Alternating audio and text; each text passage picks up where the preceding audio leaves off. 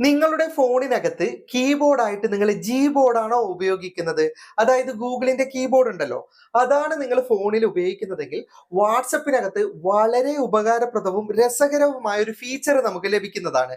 അതാണ് ഇന്നത്തെ വീഡിയോയിൽ ഞാൻ പറഞ്ഞു തരുന്നത്. ഇപ്പം ഞാൻ വാട്സപ്പിലെ ഒരു ചാറ്റ് ഓപ്പൺ ചെയ്തിട്ടുണ്ട്. സാധാരണയായിട്ട് നമ്മൾ കീബോർഡ് ഓപ്പൺ ചെയ്താൽ അതിൽ എൻ്റർ ബട്ടൺ ഉണ്ടാവുമല്ലോ. നിങ്ങൾ ജസ്റ്റ് ഈ എൻ്റർ ബട്ടൺ ഒന്ന് പ്രസ് ചെയ്ത് പിടിച്ചാൽ മുകളിലായിട്ട് നിങ്ങൾക്കൊരു ഇമോജി കാണാൻ സാധിക്കുന്നതാണ്. ഈ ഇമോജിക്കകത്താണ് ഞാൻ പറഞ്ഞ രസകരവും ഉപകാരപ്രദവുമായ ഒരു ഫീച്ചർ ഉള്ളത്. അപ്പോൾ ഇതിനെക്കുറിച്ച് ഞാൻ 8 മാസം മുൻപ് തന്നെ വീഡിയോ ചെയ്തിരുന്നു. അന്ന് ഈ ഫീച്ചർ പുതിയതായിരുന്നു. എങ്കിലും ഒരുപാട് ആൾക്കാർക്ക് ഇപ്പോഴും ഇങ്ങനെ ഒരു ഫീച്ചർ ഉള്ള കാര്യം അറിയില്ല. അപ്പോൾ ഇന്നത്തെ വീഡിയോയിൽ ഞാൻ ഈ രസകരമായ ഫീച്ചർ എന്താണെന്ന് പറഞ്ഞു തരാം. കൂടുതൽ വിശദാംശങ്ങൾ വീഡിയോയിൽ കാണാം. സാധാരണയായിട്ട് നമ്മൾ വാട്സപ്പിൽ ഇമോജി എടുക്കാറ് ഇവിടെയല്ലേ? ഈ ബട്ടൺ ക്ലിക്ക് ചെയ്താൽ നമുക്ക് പല രീതിയിലുള്ള ഇമോജി ലഭിക്കാറില്ലേ? ഇതിൻ്റെ കാര്യമല്ല ഞാൻ പറഞ്ഞത്. സാധാരണ നമ്മൾ മെസ്സേജ് ടൈപ്പ് ചെയ്യുന്ന ഈ കോളത്തിലേക്ക് പ്രസ് ചെയ്ത് കഴിഞ്ഞാൽ നമുക്ക് കീബോർഡ് ഓപ്പൺ ആയി കിട്ടും. ഓക്കെ, ഈ കീബോർഡിൽ എൻ്റർ ബട്ടൺ ഉണ്ടാവും.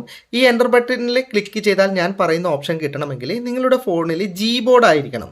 അതായത് ഗൂഗിളിൻ്റെ ജി ബോർഡ് ആണെങ്കിൽ മാത്രമേ നമുക്ക് ഈ ഒരു ഓപ്ഷൻ ലഭിക്കുകയുള്ളൂ. ഒട്ടുമിക്ക ഫോണിലും ഡീഫോൾട്ടായിട്ട് ഈ ഗൂഗിളിൻ്റെ ജി ബോർഡ് തന്നെ ഉണ്ടാകുക. ചില ആൾ മാറ്റിയിട്ട് മറ്റുള്ള ആപ്ലിക്കേഷനൊക്കെ ഇൻസ്റ്റാൾ ചെയ്തിട്ടുണ്ടാവും. അങ്ങനെയുള്ളവർക്കൊന്നും ലഭിക്കില്ല. നിങ്ങൾ വീണ്ടും ജി ബോർഡിലേക്ക് തന്നെ വരേണ്ടി വരും. ഓക്കെ, അപ്പം നിങ്ങളുടെ ജി ബോർഡിലെ എൻ്റർ ബട്ടൺ ജസ്റ്റ് ഒന്ന് പ്രസ് ചെയ്ത് പിടിക്കുക. അപ്പോൾ മുകളിലായിട്ട് നിങ്ങൾക്ക് കാണാം ഇമോജിയുടെ ആ ചിത്രം വന്നിട്ടുണ്ട്. ജസ്റ്റ് അതിലേക്ക് വിരലൊന്ന് നീക്കി കൊടുക്കുക. അപ്പം നിങ്ങൾക്ക് ഇമോജി ഓണായി കിട്ടും. സാധാരണ വാട്സപ്പിൽ അയക്കുന്നത് പോലെ തന്നെ എല്ലാ ഇമോജികളും ഇതിനകത്ത് ഉണ്ടാവും. പക്ഷേ ഇതിൻ്റെ പ്രത്യേകത എന്തെന്നാൽ നമുക്ക് 2-3 ഇമോജികൾ കൂട്ടി യോജിപ്പിച്ച് പുതിയൊരു ഇമോജി ക്രിയേറ്റ് ചെയ്യാൻ പറ്റും എന്നതാണ് ഇതിൻ്റെ പ്രത്യേകത. ഇപ്പം നിങ്ങൾക്ക് കാണാം ഈ കരയുന്ന ഇമോജിയും ഈ നാവ് പുറത്തേട്ടിരിക്കുന്ന ഇമോജിയും തമ്മിൽ നിങ്ങൾക്ക് മിക്സ് ചെയ്യണമെങ്കിൽ ആദ്യം കരയുന്ന ഇമോജി സെലക്ട് ചെയ്യുക.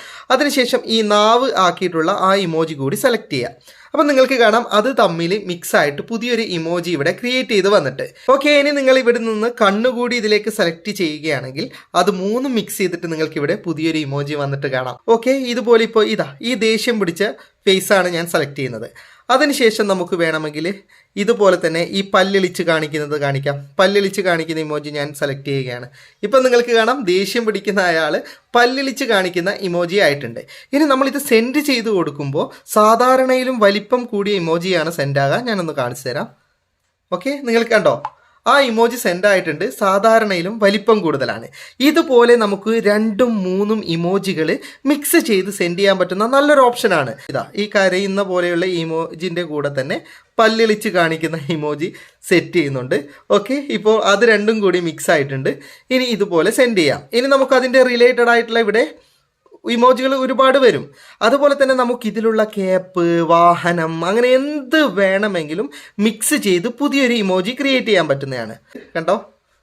വളരെ രസകരമായ ഇമോജികൾ ഇതുപോലെ നമുക്ക് ക്രിയേറ്റ് ചെയ്ത് സെൻഡ് ചെയ്യാൻ പറ്റും. അപ്പോൾ ജസ്റ്റ് നിങ്ങളൊന്ന് ട്രൈ ചെയ്ത് നോക്ക്. നല്ലൊരു ഓപ്ഷനാണ്. വീഡിയോ ഇഷ്ടപ്പെട്ടെങ്കിൽ ലൈക്ക് ചെയ്യുക, നിങ്ങളുടെ അഭിപ്രായം കമന്റ് ചെയ്യുക. ഒരുപാട് സുഹൃത്തുക്കൾക്ക് ഉപകാരപ്പെടുന്നതാണ്. ദയവായി ഷെയർ ചെയ്യുക.